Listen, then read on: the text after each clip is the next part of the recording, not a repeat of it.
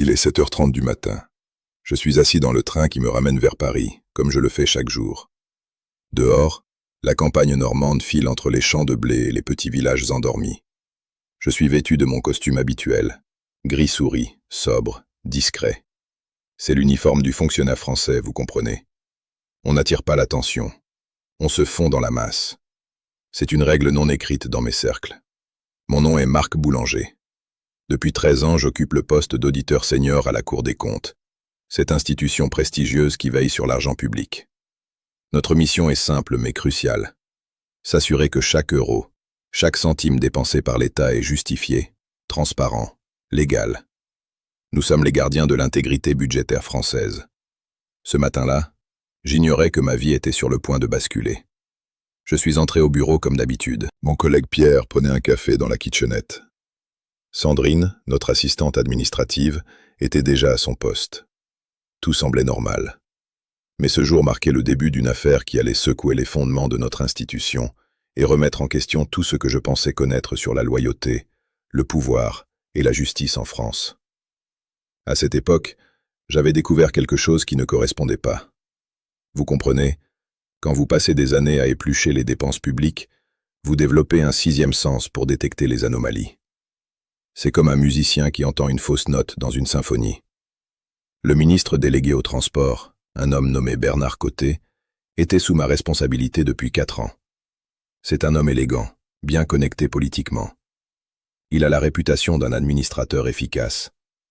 Il dîne régulièrement avec le ministère de l'Intérieur. Il joue au golf avec des magistrats. Il connaît tout le monde à l'Élysée, ou du moins c'est ce qu'il dit. Mais en creusant dans les chiffres, j'ai découvert quelque chose de troublant. Les appels d'offres pour les contrats de transport public, normalement un processus transparent, concurrentiel, réglementé, montraient une tendance étrange. Les mêmes petites entreprises gagnaient régulièrement. Et ces entreprises?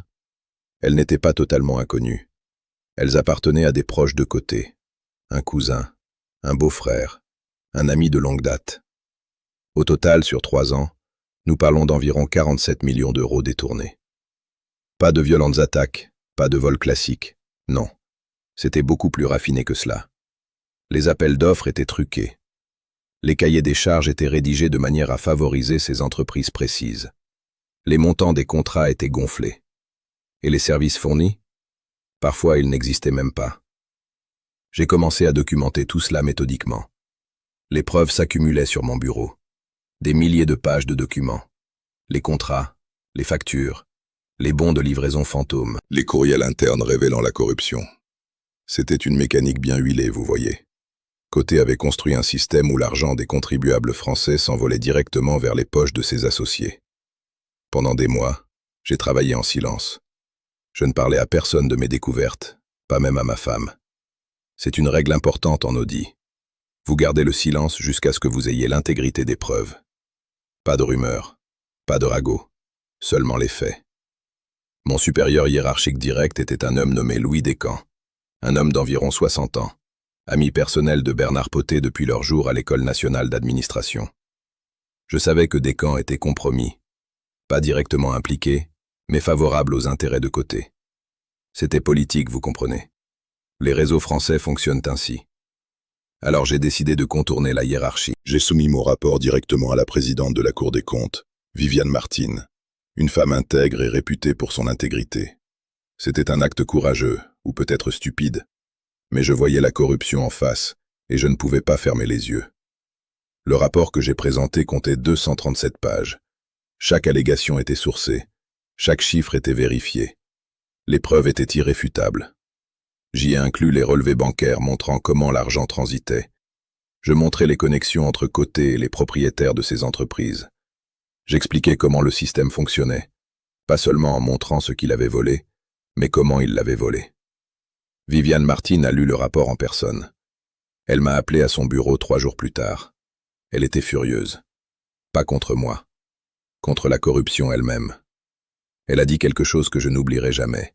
« Marc, ce que vous avez découvert ici n'est pas un incident isolé. C'est une affaire d'État. Nous allons devoir escalader cela. Cela va être difficile. » Elle avait raison. Dès cet instant, les choses ont commencé à se mouvoir dans les coulisses du pouvoir français. Bernard Cottet, bien sûr, a été informé de quelque chose. Il ne savait pas exactement ce que je savais, mais il savait que ma sonde posait problème. C'est alors qu'il a agi. 3 semaines après avoir remis mon rapport à la présidente, j'ai reçu une convocation. Louis Descamps voulait me voir dans son bureau. Quand j'y suis arrivé, je savais que ma vie à la Cour des comptes était terminée.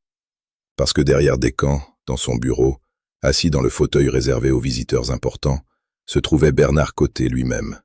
« Marc », a dit Descamps. Son ton était celui d'un homme qui récitait un texte qu'il avait répété dans son miroir la nuit précédente. « Nous avons décidé de réorganiser notre département. Votre position n'existe plus. » C'était un mensonge évident, mais formulé avec le respect des conventions administratives françaises. Pas de cris, pas de violence. Seulement des mots froids, officiels, bureaucratiques. C'est souvent comme cela que le pouvoir écrase les gens en France, avec des formulaires et des lettres de notification. « Attendez, ai-je dit. Que se passe-t-il vraiment ?»« Réorganisation budgétaire », a répondu Coté, avec un sourire tranquille. « C'est dommage, Marc, vous aviez un avenir ici. » Ce sourire tranquille, confiant. Il savait quelque chose que je ne savais pas. Il pensait qu'il avait gagné. Ils m'ont donné 3 heures pour collecter mes affaires. Je me souviens d'avoir mis les livres de mon étagère dans une boîte en carton. Les photos de ma famille. Mon diplôme encadré de l'ENA. Les petits trophées et les plaques de reconnaissance accumulées au fil de 13 ans de service. Tout cela réduit à une boîte en carton. Sandrine pleurait quand je suis parti. Pierre a serré ma main sans rien dire. Il savait que je n'avais rien fait de mal. Tout le monde au bureau le savait. Mais Coté avait un plan. Un plan qu'il croyait infaillible. Ce jour-là, en quittant le bâtiment de la Cour des comptes, j'ai marché dans les rues de Paris comme un homme en état de choc. Le soleil d'avril était chaud sur mon visage. Les touristes prenaient des photos de la Sainte-Chapelle. Les vendeurs de crêpes vendaient leurs spécialités. Le monde continuait comme si de rien n'était. Mais ma vie venait d'exploser. Ce soir-là, j'ai dit à ma femme, Sophie, ce qui s'était passé. Elle a été dévastée. Nous avions une hypothèque. Nos enfants étaient à l'école privée. J'avais pensé que je travaillerais à la Cour des comptes jusqu'à ma retraite. C'était censé être une carrière stable, honorable. Et maintenant, à 52 ans, j'étais au chômage. « Pourquoi t'ont-ils licencié ?» a demandé Sophie. Je ne pouvais pas lui dire toute la vérité, pas immédiatement. J'ai seulement dit « réorganisation ». C'est un mot qui couvre une multitude de péchés en France. Pendant ce temps, à la Cour des comptes, Bernard Coté agissait rapidement. Il avait besoin de quelqu'un qui lui soit totalement loyal, quelqu'un qui ferait disparaître mon rapport, quelqu'un qui pourrait servir de rempart contre toute investigation future. Il a jeté son dévolu sur un homme nommé Frédéric Valois. Frédéric avait travaillé comme consultant en gestion au ministère pendant 7 ans. Il n'avait aucune expérience en audit. Il n'avait pas les qualifications requises pour le poste. Mais il avait une qualité cruciale. Il devait des faveurs à Coté. Coté avait aidé Frédéric à obtenir un contrat lucratif plusieurs années auparavant, quand Frédéric traversait des difficultés financières. Depuis ce moment, Frédéric était redevable. La nomination de Frédéric en tant qu'auditeur senior était une insulte directe au système méritocratique français. Mais c'est ce qui s'est passé. Les paperasses ont été falsifiées. Les candidatures rivales ont été rejetées avant même d'être examinées. Frédéric a eu le poste. Coté a invité Frédéric à dîner le soir même de sa nomination. C'était un restaurant étoilé Michelin, naturellement. Le Bernardin, un établissement très prestigieux situé à 2 pas du Palais Royal. Coté a commandé du champagne millésimé. Ils ont parlé pendant 4 heures. Ce que Coté a dit à Frédéric, c'est ceci. « Mon ami, il y avait un rapport très problématique écrit par mon prédécesseur. Ce rapport contient des accusations infondées et des erreurs d'analyse graves. C'est une question d'honneur pour nous, maintenant que vous avez cette position de responsabilité, de clarifier la situation, de rectifier le dossier, de montrer que Marc Boulanger, malheureusement, avait des problèmes avec sa structure mentale. C'est délicat à dire, mais il avait commencé à perdre la tête vers la fin. C'était un mensonge parfait. Non pas un mensonge ouvert, cela aurait été trop visible, mais un mensonge de suggestion. Un mensonge implicite qui laissait à Frédéric l'espace pour imaginer que oui, peut-être que j'avais des problèmes mentaux. Peut-être que j'avais vu de la corruption où il n'y en avait pas. Frédéric est rentré chez lui ce soir-là avec une mission claire. Enterrer mon rapport. Le faire disparaître. Ou mieux encore, le discréditer. Le lendemain matin, Frédéric est entré à son nouveau bureau, mon ancien bureau, et a trouvé le classeur contenant mon rapport original. Il était exactement où je l'avais laissé, soigneusement organisé, clairement marqué comme « confidentiel »,« audit spécial »,« transport ». Frédéric l'a lu. Et puis, dans un acte de ce que je peux seulement qualifier de couardise professionnelle totale, il a recommencé à le lire en cherchant des erreurs, des prétextes pour le rejeter. Mais il ne pouvait pas en trouver. Les preuves étaient trop solides, les chiffres trop précis. Alors il a fait ce que Côté lui avait probablement suggéré. Il a décidé de simplement ignorer le rapport et de déclarer que, après examen attentif, le travail antérieur ne répondait pas aux normes requises. Côté a commencé à circuler dans les couloirs de la Cour des comptes, parlant à d'autres administrateurs, créant une narration alternative. Marc Boulanger était un homme brillant, disait-il. Mais vers la fin de son emploi, il a commencé à se déstabiliser. Il voyait des modèles qui n'existaient pas. Il a passé des mois sur une affaire de simples routines administratives, et il a créé tout un drame autour de cela. C'est malheureusement ce qui arrive parfois avec les gens qui travaillent trop longtemps. L'esprit commence à s'user. C'était extrêmement insidieux. Pas une attaque directe contre mes trouvailles, mais plutôt une attaque contre ma compétence mentale. 2 semaines après ma disgrâce, une conférence de presse informelle a été organisée. Côté a annoncé la nomination de Frédéric Valois comme nouvel auditeur senior. Les journalistes qui couvrent les affaires administratives, et il y en a plusieurs en France qui se spécialisent dans ce domaine, lui ont posé des questions standards. Monsieur Côté, quelle sera la priorité de Monsieur Valois?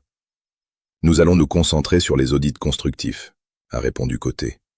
Mon prédécesseur, Marc Boulanger, était un homme compétent, mais je dois dire que ses derniers rapports devenaient un peu déconnectés de la réalité. Nous voulons revenir à une approche plus pragmatique, plus collaborative avec les gestionnaires des ministères. C'était un dénigrement magistralement exécuté. Pas une attaque directe, mais suffisant pour semer le doute. Côté était content de lui. Je le savais parce que nos chemins se sont croisés une semaine plus tard dans le hall principal de la Cour des comptes. J'étais venu pour finir certains papiers administratifs liés à ma séparation. Il m'a vu et il a souri. Ce même sourire tranquille, confiant, triomphant. « Marc », a-t-il dit d'un ton doucereux, faux. « Comment allez-vous ? C'est difficile, je sais. » Je ne lui ai pas répondu. Je suis passé devant lui. Il s'est approché de moi. « Vous savez, » a-t-il dit, « j'espère que vous comprenez que ce n'était rien de personnel. C'est juste la politique administrative. Vous êtes un homme intelligent. Vous trouverez un nouvel emploi. » Il pensait vraiment avoir gagné. Il pensait que son plan était parfait, que mon rapport allait disparaître, que Frédéric, dans son rôle de nouvel auditeur, allait implicitement l'approuver en le niant simplement, que les gens allaient commencer à voir Marc Boulanger comme un homme légèrement déséquilibré qui s'était inventé une affaire de corruption. C'est un plan que Côté avait probablement vu fonctionner plusieurs fois auparavant en France. Discréditer le lanceur d'alerte, installer quelqu'un de loyal, laisser le scandale s'évanouir. Côté a regagné son bureau ce jour-là, certain que justice était faite, sa justice. Une justice où les puissants restent puissants et où les gens comme moi, qui se permettent de soulever des questions inconfortables, sont écrasés silencieusement. Il a passé cette nuit-là à dîner avec Frédéric, Descamps et quelques autres administrateurs amis. Ils ont bu du vin à 800 € la bouteille. Ils ont mangé du homard. Côté a levé son verre et a dit quelque chose à propos de « rétablir l'ordre et la raison » à la Cour des comptes. Personne à table ne savait que, moins de 24 heures plus tard, les agents du parquet national financier allaient enfoncer les portes de cet établissement avec des mandats de perquisition et des questions très précises sur 47 millions d'euros manquants. Ce matin était un mardi ordinaire. Le printemps était en pleine floraison. Les fleurs de cerisier tombaient comme de la neige rose sur les trottoirs parisiens. À la Cour des comptes, tout le monde était à son poste habituel. Frédéric était dans mon ancien bureau, consultait un résumé trimestriel des budgets de transport. Descamps prenait un café. Côté était au téléphone dans son bureau personnel, discutant de golf avec je ne sais quel ministère. À 8h45 du matin, il y a un coup à la porte principale. Ce n'était pas un coup ordinaire. C'était un coup fort, autorisé, le genre de coup que les gens entendent et qui provoque une légère contraction du cœur. Sandrine, notre assistante, a levé les yeux de son écran de manière confuse. Je vais voir, a-t-elle dit à personne en particulier. Quand elle a ouvert la porte, elle a trouvé 4 personnes. 2 hommes et 2 femmes, vêtus de costumes sombres, portant les badges du Parquet national financier, le PNF, le bras anticorruption le plus puissant de la France. Ils ont demandé à voir Côté immédiatement. C'était le mandat d'arrêt. C'était l'enquête officielle. Côté a été informé.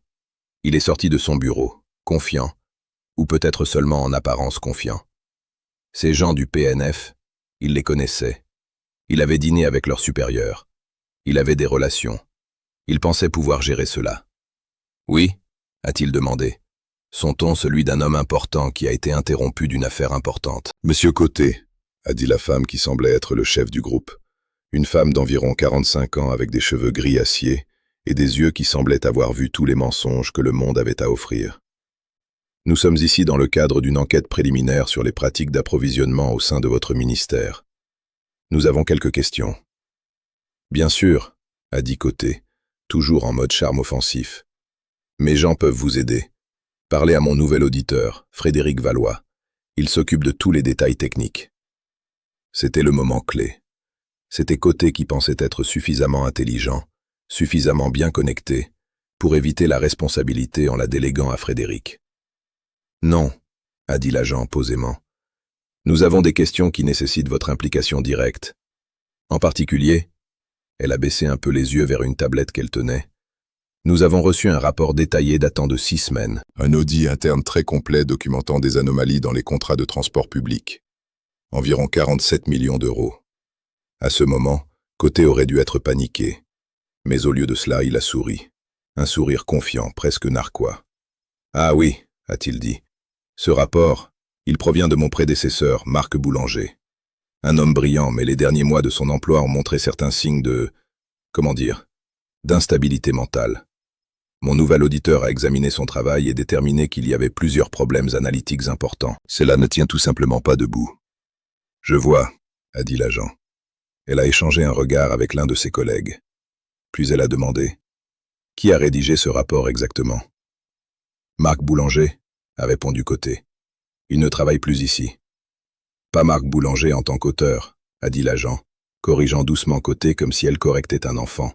« Nous le savons déjà. Nous demandons « Qui exactement nous recommandez-vous que nous parlions ? Qui est la personne qui a fait cette enquête initiale ? Qui peut nous expliquer en détail les conclusions ?» Et là, Côté a compris qu'il avait commis une erreur. Une grosse erreur. « Boulanger » a-t-il dit à nouveau. « Mais il... Nous le savons qu'il n'est plus employé. » L'agent a regardé Côté avec une expression que je peux seulement décrire comme de la pitié professionnelle. « Pouvez-vous nous donner son adresse ?» Côté a donné mon adresse à Paris. Et puis, dans ce qui devait être une dernière tentative pour récupérer le contrôle de la situation, il a dit « Mais quand vous le parlerez, rappelez-vous que cet homme a des problèmes. Ses conclusions ne sont pas fiables. » L'agent n'a rien répondu. Elle a juste pris note. Plus tard ce jour-là, le même jour, il y a eu un coup à ma porte d'appartement. Sophie était dans la cuisine. Les enfants regardaient une émission de télévision dans le salon. J'ai ouvert la porte et j'ai trouvé la même femme du Parquet national financier. « Marc Boulanger » a-t-elle demandé. « Oui. Je suis l'inspectrice Célia Rousseau » a-t-elle dit en me montrant son badge. « Parquet national financier. Nous avons reçu un rapport que vous avez rédigé à la Cour des comptes. Nous aimerions en parler. » Mon cœur s'est accéléré. Après des semaines de silence, après avoir cru que mon rapport avait été enterré, après avoir accepté que Côté avait gagné, l'enquête était vivante. « Bien sûr, » ai-je dit. « Entrez. » Nous nous sommes assis dans le salon. Sophie nous a apporté du café. L'inspectrice Rousseau m'a posé des questions pendant 3 heures. Elle a examiné tous les points. Elle a vérifié les numéros. Elle a demandé sur les sources. Elle a voulu savoir comment j'avais découvert le schéma. Elle a également demandé « Pourquoi avez-vous perdu votre emploi si peu de temps après avoir soumis ce rapport ?» Je lui ai raconté ce qui s'était passé. Comment j'avais été convoqué au bureau de Descamps. Comment Côté était là. Comment on m'avait dit que ma position n'existait plus. « Représailles professionnelles » a murmuré Rousseau en prenant note. « Cela arrive souvent. » Puis elle a regardé vers moi. « Vous avez pris un grand risque en écrivant cela. » « J'avais le devoir de le faire, » ai-je répondu. Elle a souri légèrement. C'était un sourire fatigué. celui d'une personne qui avait vu trop de corruption, mais qui trouvait quand même de la dignité chez certaines personnes. « Oui, a-t-elle dit, vous aviez raison. » 3 jours plus tard, il y a eu une autre visite à la Cour des comptes.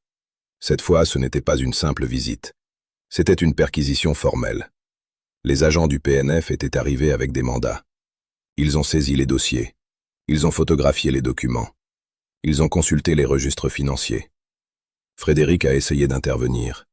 Il a dit quelque chose à propos de procédures administratives appropriées et respect de la hiérarchie ministérielle. L'inspectrice Rousseau l'a regardé calmement. « Oui, a-t-elle dit, et c'est précisément pour cela que nous sommes ici, pour respecter les procédures appropriées, pour enquêter sur les allégations de fraude. » Côté a également essayé. Il a appelé un ami au ministère de la Justice. Il a essayé de mobiliser des contacts. Il a suggéré que l'enquête était politiquement motivée, mais l'affaire était trop claire. Mes preuves étaient trop bonnes. Mon rapport était trop solide. 3 mois plus tard, Bernard Côté a été inculpé de fraude aggravée, de détournement de fonds publics et de corruption passive. Frédéric Valois a également été inculpé comme complice. Louis Descamps a plaidé coupable d'une participation passive aux arrangements. Quant à moi, j'ai été réintégré à la Cour des comptes avec un dédommagement complet. Pas seulement mes arriérés de salaire, mais aussi des dommages et intérêts pour représailles professionnelles. Et j'ai été restauré à ma position avec un rang supérieur, pour reconnaître, comme disait le jugement, ma contribution remarquable à l'intégrité de l'audit public français. Quelques semaines après ma réintégration, j'ai reçu une lettre. Elle venait de l'inspectrice Rousseau. Elle disait simplement « Monsieur Boulanger, beaucoup de gens face à la corruption se taisent. Beaucoup acceptent le système tel qu'il fonctionne. Vous ne l'avez pas fait. Vous avez risqué votre carrière pour la vérité. C'est précisément ce type de courage dont la France a besoin. Sincères salutations, Célia Rousseau. » Ce jour où Côté a dû reconnaître que je lui avais échappé, que ses machinations n'avaient pas fonctionné, que j'avais été réhabilité, ce moment a validé tout ce pour quoi j'avais lutté. Ce n'était pas une victoire personnelle, c'était une victoire pour l'intégrité, pour l'honneur, pour cette idée française que la vérité, finalement, émerge toujours de l'obscurité. Et j'ai appris une leçon cruciale. Ceux qui détiennent le pouvoir temporel peuvent essayer de vous écraser. Ils peuvent avoir des amis aux endroits élevés. Ils peuvent vous faire taire temporairement. Mais si vous avez raison, si vous avez les preuves, si vous avez le courage, vous ne pouvez pas être arrêté définitivement.